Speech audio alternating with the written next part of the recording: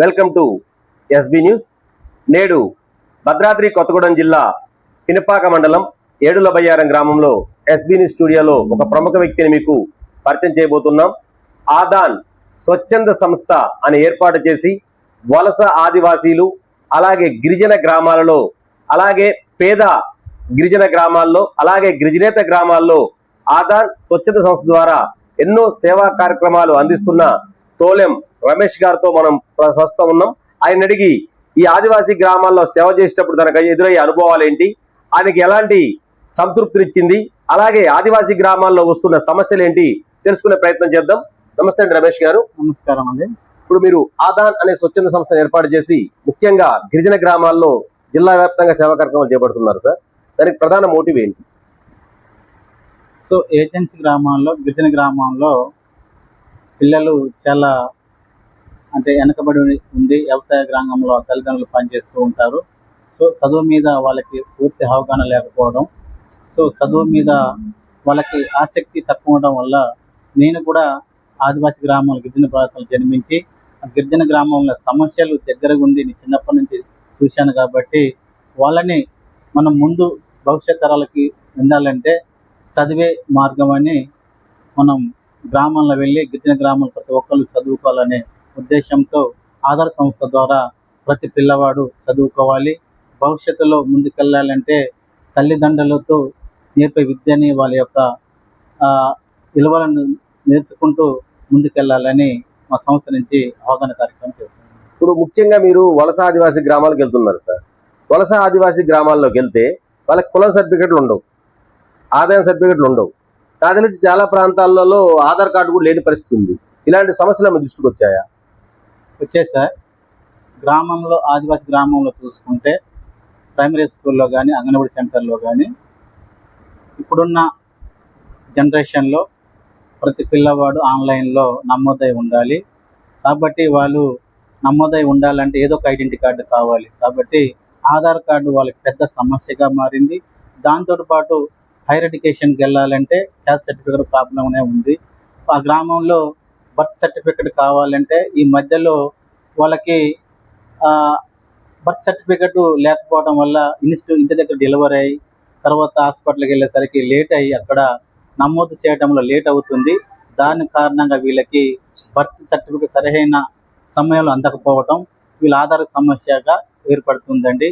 దీని గవర్నమెంట్ అధికారులు ఈ యొక్క ప్రధాన సమస్యని వాళ్ళు ముందుకెళ్ళాలంటే వాళ్ళ దగ్గర ఉన్న పత్రాల లోపాలను గుర్తించి వాళ్ళకి బర్త్ సర్టిఫికేట్ ఇస్తే వాళ్ళ ఆధార్ కార్డులో సమస్య తీరి ఇప్పుడున్న ఆన్లైన్లో కానీ అపార్లో కానీ కొన్ని సమస్యలు మనం పరిష్కరించవచ్చని ఇప్పుడు మీరన్న ఆపార్ ఐడి అన్నది 9th క్లాస్ వరకు 10th క్లాస్ వరకు ఓకే, ఇంటర్మీడియట్ లో కూడా ఉంది సార్, తీసుకొచ్చింది ప్రభుత్వం.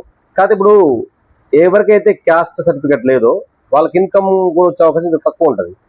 మరి అలాంటి వీళ్ళు స్కాలర్షిప్ రావాలి ప్రభుత్వం తరపు నుంచి. అవి వచ్చే లేక చాలా మంది గిరిజన ప్రజలు నేను చూసా. నేను వాస్తవంగా గిరిజన గ్రామాలకు వెళ్తుంటా కాబట్టి గిరిజన గ్రామాలలో చదువు మధ్యలో ఆఫ్ చేసిన డ్రాప్ అవుట్స్ ఎక్కువ పిల్లలు ఉన్నారు. అంటే మెయిన్ కారణం ఏంటంటే వాళ్ళకి స్కాలర్షిప్స్ రావట్లేదు. మరి ఈ దిశగా మీ ఆధార్ స్వచ్ఛ సంస్థ ఎటువంటి అడుగులు వేస్తుంది? మేము అనేది ఏంటంటే పిల్లవాళ్ళకి హైయర్ ఎడ్యుకేషన్కి వెళ్ళాలంటే వాళ్ళకి ఇప్పుడున్న వాళ్ళకి ట్రెడిషన్ కూడా ఆదివాసులే. వాళ్ళ ఉనికి విధానం, వాళ్ళు తెలిసి కట్టుకున్న బట్టలు, వాళ్ళు తినే ఆహారం మొత్తం ఆదివాసీల ఒక భాగం అని మనకు కనిపిస్తుంది. వాళ్ళు ఎక్కడి నుంచి ఛత్తీస్గఢ్ నుంచి కొన్ని కారణాల వల్ల తెలంగాణలో వచ్చి ఇప్పటికి 20 సంవత్సరాల పైగా ఈ ప్రాంతంలోనే జీవిస్తున్నారు. ఈ ప్రాంతంలోనే అది విధి విధానం చూస్తున్నారు. కాబట్టి వాళ్ళని ఇప్పటికైనా ఎస్టీలుగా గుర్తించి వాళ్ళకి ఎస్టీ సర్టిఫికేట్ ఇస్తే వాళ్ళు ముందు హైయర్ ఎడ్యుకేషన్కి వెళ్ళి చదువుకోవటానికి బాగుంటుందండి. అట్లాగే ఇప్పుడు యువతరం కూడా చాలామంది పిల్లలు మన నియోజకవర్గం భద్రాద్రి కొత్తగూడెం జిల్లాలో సర్టిఫికేట్స్ లేక మధ్యలో మానేసి వాళ్ళు కూలీ పనులకు వెళ్ళటం అవుతుంది. దానివల్ల ఆదివాసీ పిల్లలు పై చదువులకు వెళ్ళలేకపోతున్నారు. ఈ యొక్క సమస్యని దృష్టిలో పెట్టుకున్న అధికారులు యొక్క సమస్యను పరీక్షించాలని మేము కోరుతున్నాం. ఐటీడీఏ పిఓ గారు వాస్తవం గిరిజన గ్రామాలకి అధిపతి. ఐటీడీఏ పిఓ గారికి సమస్యను తీసుకెళ్లారా మీరు? తీసుకెళ్ళామండి. ఏదైతే ఇప్పుడు ఆదివాసీ గ్రామాల్లో వాళ్ళ యువత ఇప్పుడు చదువు మానేసి చాలామంది ఇక్కడున్న పనులు లేక యువత మధ్యలో చదువు మానేసి పనుల కోసం కర్ణాటక, బెంగళూరు వెళ్తున్నారు. అవును. వాళ్ళకి సరైన ప్రొటెక్షన్ లేదు. ఇక్కడ ఏం జరుగుతుందో ఏంటో తెలియదు. కాబట్టి గిరిజన సంఘ ఐటీడీఏ లాంటి మళ్ళా గిరిజన సంక్షేమ డిపార్ట్మెంట్ సంబంధించిన వాళ్ళు ఇక్కడ ఏదైతే స్థానికంగా ఉన్న వనరులు గుర్తించి వాళ్ళకి ఆ వనరుల మీద ట్రైనింగ్ ఇచ్చి అడవి ఉత్పత్తుల సేకరణలో కానీ వాళ్ళకున్న చేసే దాంట్లో మార్కెటింగ్ చేసే దాంట్లో వాళ్ళకి నైపుణ్య శిక్షణ ఇస్తే వాళ్ళు ఈ స్థానికంగా వనరులు కాపాడుతూ వాళ్ళు అభివృద్ధి చెందుతారని, ఈ విధంగా వాళ్ళకి సహకరించాలని ఈ ప్రత్యేక డిపార్ట్మెంట్స్ ఏదైతే ఉన్నాయో వాళ్ళకి ఈ విధంగా సహకరిస్తే వాళ్ళ జీవితం మెరుగుంటుందని మేము. ఇప్పుడు ఆదివాసీల అభివృద్ధి విద్య, వైద్యంతోనే ముడిపడి ఉంటుంది సార్. ఎక్కడైనా సరే ఆదివాసీలు అంటే అసలు అమాయకులు. ఆదివాసీలు అంటేనే అమాయకం. అది బుక్కుల్లో కూడా ఉంది, అడవుల్లో ఉండే మంచి మనిషి అని ఉంది. మీరు అట్లాంటి ఆదివాసీ గ్రామాల్లో కొన్ని పాఠశాలలు నెలకొల్పారని మా దృష్టికి వచ్చింది సార్. ఏ ప్రాంతాల్లో మీరు పాఠశాల నెలకొల్పారు? సో మేము వచ్చేసి మన పినపాక మండలంలో అశ్వాపురం గ్రామంలో అనే అక్కడ అశ్వాపురం పాడు గ్రామంలో అక్కడ 35 మంది పిల్లలు ఆ గ్రామంలో ఉన్నారండి. ఓకే. అక్కడి నుంచి నేరుగా బయట గ్రామానికి వెళ్ళాలంటే ఒక 2-3 కిలోమీటర్ దూరం. ఆ మధ్యలో వాగులు, వంకలు, చెరువులు ఉండడం వల్ల వాళ్ళు అక్కడ దూరం వెళ్ళలేకపోతున్నారు. తర్వాత ఆ సమస్య దగ్గరలో బడి ఉండాలి, దగ్గరలో బడి ఉంటే ఆ ఊర్లోనే కొంచెం చదువు ఎడ్యుకేషన్ ఉంటుందనే ఉద్దేశంతో మేమేం చేసి మా సంస్థ నుంచి ఒక సంస్థ ఏర్పాటు చేసాం. కొంత నడుస్తుంది. తర్వాత మధ్యలో ఫండ్ లేక ఆగిపోయింది. ఇప్పుడు నడవట్లేదు సార్. నడవట్లేదు. దాన్ని మేమేమంటే గవర్నమెంట్ దృష్టికి తీసుకెళ్ళి అక్కడ స్కూల్ పెట్టి ఆ పిల్లలకి ఎక్కడైతే ఇప్పుడు విద్యా చట్ట ప్రకారం ఎక్కడ 35 మంది వెళ్ళి అక్కడ స్కూల్ పెట్టాలంటున్నారు, ఆ పిల్లలకి మనం కనీసం విద్యను అందిస్తే వాళ్ళు ముందుకి వెళ్తారని మేము అనుకుంటాం. కానీ ఒక పక్క చదువు అందుతుంది అంటాను, కానీ గిరిజన గ్రామంలో చాలా వెనకబడి అక్కడ స్కూల్ లేవు. స్కూల్ ఉంటే కనీస వసతులు ఉంటే రోడ్లు లేక చాలా మంది ఇంకా ఎడ్యుకేషన్ అందలేకపోతుంది. స్వాతంత్రం వచ్చి 80 సంవత్సరాలు అవుతుంది. ఒక పక్క చూస్తుంటే 80 సంవత్సరాలు వచ్చినాయని మనం వారోత్సవాలు, మంచి మంచి వేడుకలు కూడా జరుపుకుంటాను. కానీ మనం చూసినాం, మీకు మన పేపర్లో కూడా చూపించాం, గిరిజన గ్రామాల దుస్థితి ఇంకా మారలేదని. అంటే మీరు ఇప్పుడు ఎన్ని గ్రామాలు చూసుంటారు సార్ గిరిజన గ్రామాలు? అక్కడ పరిస్థితులు ఎట్లున్నాయి? రోడ్లు కానీ, విద్యుత్ సౌకర్యం కానీ, హాస్పిటల్ సౌకర్యం కానీ మీరు చూసింది, మీ అనుభవాలు చెప్పండి సార్. మేము చాలా చూసామండి. ఇప్పుడు మనం అనుకున్నంత ఆ గ్రామంలో డెవలపింగ్ లేదు. ఇప్పుడు స్వతంత్రం 80 సంవత్సరాలు అయినా కూడా అక్కడికి వెళ్తే ఆ గ్రామంలో కనీసమైన రోడ్డు లేవు, ఎలక్ట్రిసిటీ లేదు. ఇప్పుడున్న తరంలో ప్రతి ఇంట్లో కరెంటు, టీవీలు ఉన్నాయి. ఆ గ్రామానికి వెళ్తే టీవీ కాదు, అప్పుడు ఒక 80 సంవత్సరాలు వెనక పోయి చూస్తే మన గ్రామంలో ఎలాగా అయితే కరెంటు లేదు, అప్పుడు మన పెద్దలు ఎలా ఉండాలో అలాగనే ఆ గ్రామంలో కనీస నీటి సౌకర్యాలు కానీ, రోడ్డు కానీ, చదువుకునే స్కూల్లో కూడా ఇప్పుడు గవర్నమెంట్ స్కూల్ ఉన్నాయి. అక్కడ బిల్డింగ్ శాంక్షన్ అయితే కొంతమంది సంబంధించిన డిపార్ట్మెంట్స్ ఆటంకాలు ఏర్పరిచి అక్కడ మౌలిక వసతులు ఏర్పడుతుంది. ఎందుకంటే స్కూల్కి ఇంటికి తేడా ఉండాలి. స్కూల్ వెళ్తే ఆ స్కూల్లో వాతావరణం ఉండే పిల్లవాడు అలవాటు పడాలి. కానీ అలాంటి కొన్ని ఎడ్యుకేషన్కి కొన్ని సమస్యలు వస్తే దాన్ని పరిష్కరించే సమన్వయంతో ఆ సమస్యను పరిష్కరిస్తే బాగుంటుందని మేము అనుకుంటున్నాం. వాస్తవంగా సార్, అడవుల్లో రోడ్డు వేయాలన్నా, కరెంటు తీసుకురావాలన్నా అటవీ హక్కులను కొన్ని అటవీ చట్టాలు అడ్డొస్తుంటాయి సహజంగా. మీకు కూడా తెలుసు అటవీ చట్టాల విషయం. మరి అటవీ హక్కు చట్టాలు దాటుకొని అక్కడ గ్రామాల అభివృద్ధి ఎలా సాధ్యమవుతుంది అనుకుంటున్నారు మీరు? సో అటవీ హక్కుల చట్టం మనకి 2006 డిసెంబర్ 13కు ముందు సాగులో ఉన్న భూములకి పట్టాలు ఇవ్వాలని మనకి కేంద్ర ప్రభుత్వం ఒక చట్టం ఏర్పాటు చేసింది. ఈ చట్టం ఏం చెప్తుందంటే, ఒకటి వ్యక్తిగత హక్కు, రెండవది ఉమ్మడి హక్కు. వ్యక్తిగత హక్కు ఎందుకంటే మన జీవన ఉపాధి, మనం బతకటానికి కొంత భూమికి మనకు హక్కు ఇచ్చింది. రెండోది ఉమ్మడి హక్కులు. సర్వ హక్కులు మీవే, అడవిలో ఉన్న సర్వ హక్కులు మీవే. ఆ హక్కులు గుర్తించుకొని అడవిని కాపాడుతూ, అడవిలో ఉన్న ఉత్పత్తులు సేకరిస్తూ, ఆ ఉత్పత్తుల్ని మనం బతికే విధంగా చూసుకుంటూ అడవిని కాపాడించాలని ఆ చట్టం చెప్తుంది. ఆ చట్టం చెప్తూ ఉంది. ఈ యొక్క చట్టంలో ఉన్న విధి విధానాలు గ్రామంలో ఉన్న ప్రజలకు సరైన అవగాహన లేకపోవడం, వాళ్ళు వ్యక్తిగతంగానే హక్కులే చూస్తున్నారు తప్ప ఉమ్మడి హక్కులుగా చూడట్లేదు.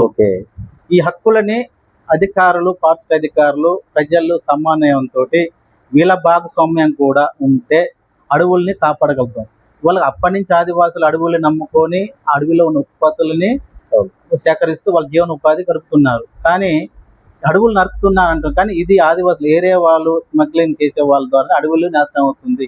దీని మీద మనం పూర్తి విచారణ చేసి ఈ యొక్క అటవీ హక్కుల చట్టాన్ని ప్రజల్లోకి తీసుకెళ్లి అటవీ హక్కుని కాపే విధంగా మనం చూడాలండి. ఇప్పుడు అడవిలో ఉండే విప్ప పువ్వు కానీ, తునికాకు కానీ, నెక్స్ట్ చింతపండులు కానీ, ముష్టి కాయలు కానీ ఇవన్నీ సేకరించుకుని జీవన విధానం కొనసాగాలని మీరు అంటున్నారు. ఇప్పుడు ఆ జీవన విధానం కాకుండా వీళ్ళు చెట్లు నరికి అడవి నాశనం చేస్తున్నారు, అటవీ శాఖ అధికారులు బయట వాదిస్తారు. ఎట్లా మరి దీని సమస్య పరిష్కారం కావాలి, శాశ్వత పరిష్కారం చూపాలంటే ఎలా అనుకుంటారు? మీ ఆధార స్వచ్ఛత సంస్థ ద్వారా మీరు గిరిజనులకు వెళ్ళడం అవగాహన కల్పిస్తున్నారు. అడవిలో ఉన్న ప్రతి చెట్టుని గ్రామంలోకి వెళ్తే, ఇప్పుడు మన లైవ్లో ప్రతి గ్రామంలో వాళ్ళు సాగు చేసుకున్న భూమిలో ఇప్ప చెట్లు 5 నుంచి 10-20 చెట్లు ఉంటాయండి. ఓకే, ప్రతి కుటుంబం అట్లా చూసుకుంటే 10 ఎందుకు ఇప్ప చెట్టు అనేది ఎందుకు అది ఇప్ప చెట్టు నుంచి వాళ్ళకి ఆదాయం వస్తుంది, ఇప్ప పువ్వు వస్తుంది, ఇప్ప గింజలు వస్తుంది. ఇప్ప చెట్టుని దేవతగా పూజిస్తారు వీళ్ళు. ప్రతి ఏదైతే మనం చెట్ల నుంచి ఉత్పత్తులని అనే ఆదివాసులు తెలుసు కాబట్టి వాళ్ళు అడవుల్ని కొట్టరండి. సో కానీ ఇది ప్రొపగండా చూపిస్తూ అధికారులు వాళ్ళు అడవులు కొడతాం చూపిస్తే ఆదివాసులు అడవులు కొట్టరు, వాళ్ళకి అడవులు ఎలా కాపాడవాలో తెలుసు. సో కాబట్టి అక్కడ ఏదేస్తున్న ఫారెస్ట్ వాళ్ళు కూడా ఆ ప్లాంటేషన్ ఆ పరిధిలో పంచాయతీ పరిధిలో ఎవరే ప్లాంటేషన్ పెట్టున్నా కూడా పంచాయతీలో వెళ్ళి అక్కడ ప్లాంటేషన్ చేస్తున్నా అని చెప్పి గ్రామ సభలో కూడా ప్రజలకి తెలియపరచాలి. ఆ ప్లాంటేషన్ వాళ్ళకు ఉపయోగపడేది ప్లాంటేషన్ కావాలి, ఆ గ్రామంలో ఏదో ప్లాంటేషన్ ఉపయోగపడేది కావాలి. అట్లా ప్రజలు అధికారులు కలిసి పనిచేస్తే అటవీ వాళ్ళని కాపాడుకోగలుగుతాం, అటవీ హక్కుల్ని మనం ఇంప్లిమెంటేషన్ చేసుకోగలుగుతాం. సో అంటే ఆ ప్లాంటేషన్ లో ఈ స్థానిక గిరిజనులకు అవకాశం ఇవ్వడం ద్వారా అడవులను కాపాడుకునే అవకాశంతో మీరు ఆధార స్వచ్ఛత అవగాహన కల్పిస్తుంది. వాస్తవమే, ఇప్పుడు నేను కూడా అడవుల్లోకి వెళ్తే కొన్ని పనికిరాని మొక్కలు ఎక్కువ కనిపిస్తుంది. ఔషధ మొక్కలు కానీ ఈ పండ్ల మొక్కలు కానీ చేస్తే ఈ వన్యప్రాణులకు కూడా కొంచెం తిండి దొరికే అవకాశం ఉంటుంది. ఆ దిశ కూడా ఎక్కడ అడుగులేషన్ కనిపించట్లేదు. ఎందుకంటే వీళ్ళు తొందరగా అడవులు పెరగాలని ఆలోచన ఉన్నట్టు కనిపిస్తుంది తప్ప ప్రకృతిని అంటే మన జీవ వైవిధ్యం అంటారు కదా, జీవ వైవిధ్య దిశగా ఎక్కడ అడుగులేషన్ కనిపించట్లేదు. దానిపై మీ అభిప్రాయం ఏంటి? ఎక్కడ పండ్ల మొక్కలకు నాకు తెలిసి ఎక్కడ కనిపించట్లా. సో ఇప్పుడు అటవీ హక్కుల చట్ట ప్రకారం మీరు అన్నట్టు అడవిలలో రిజర్వ్ ఫారెస్ట్ లో అడవులలో ఏ డెవలప్మెంట్ కార్యక్రమాలు చేయవద్దని ఫారెస్ట్ వాళ్ళు అంటున్నారు. కానీ అటవీ హక్కుల చట్ట ప్రకారం రిజర్వే ఫారెస్ట్ లో డెవలప్మెంట్ సంబంధించిన కార్యక్రమాలు స్కూల్ కానీ, అంగన్వాడీ సెంటర్ కానీ, హెల్త్ సెంటర్స్ కానీ, సాంప్రదాయక వనమూలకు సంబంధించిన కేంద్రాలు కానీ అక్కడ ఏర్పాటు చేయవచ్చు. సో ఒకటి ఈ యొక్క అటవీ హక్కుల చట్టం ఫీల్డ్ బుక్ లోనే కొన్ని మార్క్స్ ఉంటాయి. అక్కడ ఏంటంటే రెడ్ మార్క్ ఉన్న ఏరియాలో రోడ్డు వేయచ్చు. బ్లూ కలర్ ఏరియాలో నీటికి సంబంధించిన డెవలప్మెంట్ కార్యక్రమాలు చేయవచ్చు. గ్రీన్ అని మార్క్స్ ఉన్న ఏరియాలో ఫీల్డ్ బుక్ లో ఉంటుంది, గ్రీన్ ఉన్న ఏరియాలో ఫారెస్ట్ ని డెవలప్మెంట్ చేయవచ్చు. ఫారెస్ట్ ని డెవలప్మెంట్ చేయాలంటే వీళ్ళకు ఉపయోగపడే మొక్కలు, వీళ్ళకు ఉపయోగపడే ఉత్పత్తులు వేస్తే ప్రజల్లో అవగాహన కల్పిస్తూ ఈ చట్టాన్ని మనం ఇంప్లిమెంట్ చేస్తే ప్రజలకి ఇది మాకు అనేటట్టుగా ఉండదు. ఆ లోపం వల్లనే ఇవాళ ఫారెస్ట్ వాళ్ళకి స్థానిక గిరిజనులకి ఈ మధ్య జరుగుతున్న అంటే మీరు అనేది అడవి నరికేదే వాళ్ళు బతకడం కోసం, అంటే అడవిలో ఒక చిన్న మొక్క తొలగించేది, అలాంటిది ఆ బతికే మొక్కలు వేస్తే వాళ్ళు అడవి నరకకుండా ఆ మొక్కల మీద జీవనాధారం సాగిస్తారు కదా అన్నది మీ యొక్క ఆలోచన. కరెక్ట్, మంచి ఆలోచన. ఒకటి ఇప్పుడు ఏదైతే ఇప్పుడు జీవ వైవిధ్యంగా ఏదైనా ప్రజలు అక్కడ ట్రెడిషనల్ ఇప్పుడు అటవీ హక్కుల చట్ట ప్రకారం 2012 అమెండ్మెంట్ రూల్లో ఏం చెప్తుందంటే మీ యొక్క వనరులు ఎక్కడెక్కడ మీరు నీటి చేపలు పట్టుకుంటారో, చీపులు తెచ్చుకుంటారు, ఆవులు మేపించుకుంటారు, ఇంటికి సంప్రదాయంగా దేవతలు పూజిస్తారు, ఏ మొక్కలు వాడుతున్నారో అటవీ హక్కుల చట్ట ప్రకారం అక్కడ మీరు ఒక ట్రెడిషనల్ బౌండరీస్ వేసి ఆ బౌండరీస్ తోటి మీరు మ్యాప్ తయారు చేసి ఏమేమి దొరుకుతాయని చెప్పి అటవీ హక్కుల సమక్షంలో తీర్మానాలు చేసి ఆ తీర్మానాన్ని ఎస్డిఎల్స్ కమిటీ, డిఎస్ కమిటీకి పంపండి. అక్కడ వాళ్ళు వచ్చి చూస్తారు, పరిశీలన చేసి ఇవ్వాలి, లేదా దానికి ఒక గడువు ఇస్తారు. అంతేగాని వాళ్ళు ఈ అప్లికేషన్ విచారణ జరిగేంత వరకు అక్కడ వాళ్ళని వ్యక్తిగత హక్కులోంచి కానీ ఉమ్మడి హక్కులోంచి వెళ్ళగొట్టడానికి వీలు లేదండి. అంటే గిరిజనుల మీద ఎటువంటి హక్కులు అధికారులకు ఉండవు. ఎట్లుందంటే మీ అధికారులతోనే మీ కన్ను పొడిచినట్టుగా మీకు అనిపిస్తుంది, నాకు అనిపిస్తుంది. ఇప్పుడు చేసేది పొమ్మనేది మనోళ్ళే, అడవిలోకి పోయే అధికారులు మనోళ్ళే. అంటే ఎక్కడ ఈ సమన్వయ లోపం ఎందుకు వస్తుంది గిరిజనులకు మధ్య అధికారులకు మధ్య ఎక్కడ చూసినా? ఒకటి పూర్తిగా ఆదివాసీల వాళ్ళకి అటవీ హక్కుల చట్టం మీద అవగాహన లేకపోవడం, అంటే చదువు లేదు కదా, చదువు దూరం చేస్తున్నారు కదా, స్కూల్ లేదు. ఈ యొక్క చట్టాన్ని అధికారులు పూర్తి స్థాయిలో వాళ్ళకి తెలియపరచకపోవడం. ఓకే. సో అటవీ హక్కుల చట్టం ఎలా ఉపయోగించుకోవాలి, వ్యక్తిగత హక్కుల వైపు కాకుండా ఉమ్మడి హక్కులు, సర్వ హక్కులు ఉండి అడవిలో ప్రతి హక్కు మనమే కాపాడుకోవాలి. అవి మనకు ఉపయోగపడుతుంది. ఒక బ్యాంకు లాంటిదండి. బ్యాంకులో మన సొమ్ము మొత్తం చేసుకోలేం కాబట్టి అడవి కూడా మనకు ఒక బ్యాంకు. అవును. ఆ బ్యాంకులు అంటే అడవిలో నుంచి ఒక చెట్టు, ఇప్ప చెట్టు కానీ తై చెట్టు కానీ కొన్ని ఉంటాయి, దానికి సేకరించుకుంటే మనకి ఆదాయం వస్తుంది. అట్లా ఆదాయం వస్తుంది కాబట్టి చెట్టు నరకొద్దు. మనం బ్యాంకులు ఎట్లా ఇస్తున్నాం దాని బ్యాంకు లాగానే మనం కొంత దాన్ని కూడా పొదుపు చేయాలి. చెట్లని రక్షించుకోవాలి. ఏమేమి చెట్టును అది కాపాడుకుంటే అది మనకి భవిష్యత్ తరానికి కానీ మనకు కానీ ఇంకొక ఉత్పత్తిని మనం సేకరించుకోవడానికి ముందుకెళ్ళడం బాగుంటుంది. అడవిలో గిరిజనులకు ఏదైతే ఆదాయ మార్గాలు ఉంటాయో ఆ మొక్కలు పెంచడం ద్వారా మంచి మంచి ఆలోచన ఉంది. మరి అటవీ శాఖ అధికారులు అండి, నేను చూస్తున్నా, అంటే నాకు అందిన ఇన్ఫర్మేషన్ జిల్లాలో చూస్తుంటే ఎక్కడ వీళ్ళు గ్రామ సభలు పాల్గొని మీడియాకి సమాచారం చేయడం ఎక్కడ కనపడలేదండి. ఇప్పటికైతే మనం చేస్తున్నారా చేయట్లేదా అని మనం ఉదయం తెలియాలా. నేను కూడా మీడియా ముఖంగానే వాళ్ళని ఇప్పుడు అడుగుతున్నాను. ఎక్కడ కూడా వాళ్ళు ఏ గ్రామ సభ పెట్టినరు, ఏ ఆదివాసీ గ్రామాల అవగాహన కల్పించారు అనేది ఇంతవరకు ఎక్కడ మీడియాకి సమాచారం లేదు. మరి పెడతానరా, పెట్టిన పాత ఫోటోలు వాడుకుంటారా అన్నది మరి వాళ్ళ ఉన్నతాధికారులు, వాళ్ళ జిల్లా అధికారులు తేల్చాల్సి ఉంది. మీరు ఎప్పుడైనా ఆదివాసీ గ్రామాల్లో ఈ అధికారులు చేయడం మీరు ఎక్కడ చూసారు ఇంతవరకు? అంటే మీ లేదు సార్. ఒకటి మనకి మాకు పవర్ఫుల్ అన్నది ఏంటంటే గ్రామ సభలో ప్రతి పౌరుడు 18 సంవత్సరాల నిండిన ప్రతి ఒక్కరు గ్రామ సభలో పాల్గొనాలి. గ్రామ సభలో ఏ విషయంలో ఆ విషయంపై కులంకుశులు అందరూ చర్చించాలి. పెద్దల యొక్క అనుభవాలను షేర్ చేయాలి. యువతరం యొక్క అభిప్రాయాలు షేర్ చేయాలి. అక్కడ ఉన్న సమస్యని చర్చించిన తర్వాత ఆ గ్రామ సభలో నిర్ణయాలు తీసుకొని అది తీర్మానం చేసినప్పుడు ఆ సమస్యని మనం ఇంప్లిమెంట్ చేయొచ్చు. కాబట్టి అలా గ్రామ సభలు చేయకపోవడం వల్లనే జనాల యొక్క అభిప్రాయాలు లేకపోవడం, ఏకపక్షంగా గ్రామ సభలు నడవటం వల్లనే ఈ సమస్య ఆ గ్రామంలో సమస్యనే ఉంటుంది, అది పరిష్కరించలేకపోతున్నారు. కాబట్టి ప్రతి గ్రామ సభలో ప్రజలు ఎక్కువ పాల్గొని వాళ్ళ యొక్క సమస్యను చర్చించి అందరూ ఏకాభిప్రాయంతో ఒప్పుకున్నప్పుడు ఆ సమస్యను మనం పరిష్కరించుకోగలుగుతాం. అందుకనే ఏ గ్రామ సమస్య ఏంటంటే మీ గ్రామంలో ఏ సమస్య మీరే పరిష్కరించుకోండి. ఇప్పుడు బయట అధికారులు చెప్తారండి, వాళ్ళు వచ్చి ఇచ్చేస్తారు. మనకి అవసరం ఏంటి? నీటి సమస్య. నీటి సమస్య అంటే నీటి సమస్య మాది, ఇది కావాలనేది గ్రామ సభ తీర్మానించి పని చేయాలి. అంటే ఒక ఊర్లో ఒక సమస్య ఉంటుంది. సపోజ్ పిరపాకలో ఉండదు, మణుగూరులో ఉండదు, మణుగూరులో ఉండదు, కొత్త ఊళ్ళో హైదరాబాద్ లో ఉండదు. అంటే గ్రామ అవసరాల తగ్గట్టుగా మీరు అందుకని ప్రజల యొక్క అభిప్రాయాలు తెలుసుకొని ప్రజల అభిప్రాయాల మేరకు ఆ సమస్యను పరిష్కరించే విధంగా తీర్మానం చేస్తే అది ఆ గ్రామానికి అభివృద్ధిగా కానీ ఆ సమస్య పరిష్కరించే విధంగా ఉంటుందండి. నెక్స్ట్ మీరు మీ కార్యక్రమాలు మేము చూస్తుంటాం సార్. ఎక్కడ ఏ గ్రామం చూసినా మీరు పలకలు ఇవ్వటం, నోట్సులు ఇవ్వటం, ఎక్కువగా విద్య, నెక్స్ట్ హెల్త్ క్యాంపులు పెట్టడం అంటే చూస్తున్నాం మేము. వాస్తవంగా దీనికంతా ఫండ్స్ ఎక్కడి నుంచి వస్తుంది? వాస్తవంగా మీరు చూస్తే చిన్న రైతు కుటుంబం మీది, ఎక్కడ మీకు ఇన్కమ్ సోర్స్ లేని కుటుంబం. మరి ఈ ఫండ్స్ అని ఎక్కడి నుంచి మీరు సేకరిస్తున్నారు, లేదా మీ వ్యక్తిగత ఆదాయాన్ని చూస్తున్నారా? సో సార్, ఒకటి ప్రతి గ్రామంలో మేము చిన్న చిన్న కార్యక్రమాలు, నేను ఒక పక్క మాకు వ్యవసాయం ఉంది, వ్యవసాయం చేసుకుంటూ నేను సోషల్ వర్కర్గా పనిచేయాలి, జనాలకి ఎంతవంత నా వంత సర్వీస్ ఇవ్వాలి ఉద్దేశంతో గ్రామంలో, ఎందుకంటే విద్యకి సపోర్ట్ చేస్తే విద్య భవిష్యత్ తరానికి వాళ్ళు ఎదగడానికి కూడా పనిచేస్తారు. గ్రామంలోకి వెళ్తే చాలా మంది దగ్గర పలకలు కొనుక్కోలేని పరిస్థితులు, తల్లిదండ్రులు అంటే వ్యవసాయ పనులు చూసుకుంటే పలకల మీద అంత ఇంట్రెస్ట్, మా పిల్లవాడు చదువుకోవాలని కూడా ఉండదు, పెన్ను ఉండదు, సరిగా పలకలు ఉండవు. అలాంటి గ్రామాల్లో అందులో ప్రైవేట్ స్కూల్లో కాదు, గవర్నమెంట్ చదువుకునే పిల్లలు కాబట్టి అక్కడ పలకలు, కనీసం చదువుకోవడం పలకలు కావాలి, పెన్నులు, నోట్సులు ఇవ్వాలనే ఉద్దేశంతో కొంతమంది ఫ్రెండ్స్, ఎవరైనా మానవత్వం కలిగిన ఫ్రెండ్స్ తోటి కలిసి పలానా సమస్య ఇది ఉండేది, దీని ద్వారా మన వంతు ఏదో ఒక సాయం చేయాలని చెప్పి మా ఫ్రెండ్స్ చెప్పి, మా ఫ్రెండ్స్ ద్వారా బుక్స్, పెన్సిల్ కలెక్షన్ చేసి వాళ్ళకి మేము సంస్థ ద్వారా కార్యక్రమం చేస్తున్నాం. తక్కువ ఖర్చులో ఎక్కువ మందికి ఉపయోగపడే విధంగా చేస్తున్నారు. Thank you sir. ఇప్పుడు దాకా ఆదివాసీ గ్రామాల్లో ఆదాన్ స్వచ్ఛంద సంస్థ నిర్వాహకులు రమేష్ గారు చేసిన సేవలు చూసాం. ఆయన ఆదివాసీ గ్రామాల్లో డెవలప్ కావాలంటే గ్రామ సభలు ఎంత ప్రాముఖ్యత వివరించారు.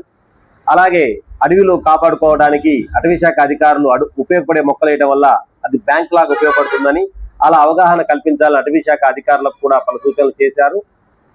ప్లస్ ఇలా ఆదివాసీలు అభివృద్ధి చెందాలని, ఆదివాసీ గ్రామాల్లో పాఠశాలలు ఏర్పాటు చేయాలని కూడా చెప్పారు. ఆయన ఆశయాలన్నీ కూడా నెరవేరాలని ఎస్బీ న్యూస్ మనస్ఫూర్తిగా కోరుకుంటుంది. Thank you. Thank you sir.